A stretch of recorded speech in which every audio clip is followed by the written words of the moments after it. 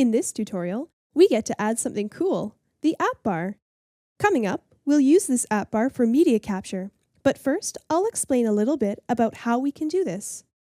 Windows Runtime includes a namespace called windows.media.capture, which contains several useful classes that capture and incorporate media for our apps.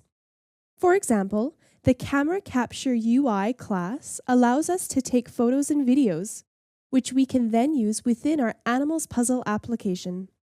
We'll also look at adding an app bar to our Animals Puzzle application so that the users have easy access to these features. The system requirements for this tutorial are Microsoft Windows 8 and Microsoft Visual Studio 2012. Now, let's start by adding the app bar to our Animals Puzzle application. To do this, we need to install some third-party controls. We'll be using Callisto Control Suite, which is a community project led by Tim Hewer. You can find the Callisto download page by following the link below.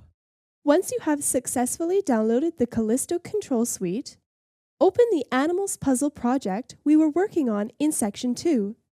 If you are just joining us, you can download the solution completed up to this point in the course's product page.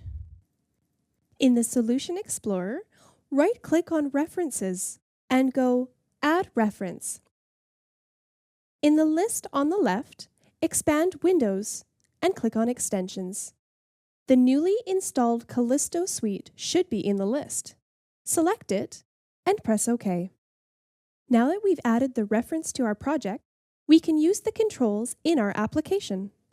Open itemdetailpage.xaml and add the following statements to the page.resources section.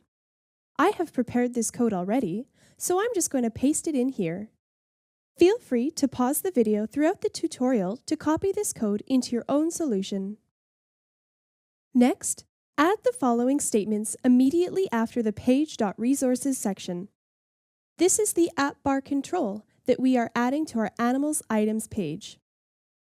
Now, open itemdetailpage.xaml.cs and add the following using statements for the Callisto controls and application model.dataTransfer. Next, add the following methods to the end of the item detail page class.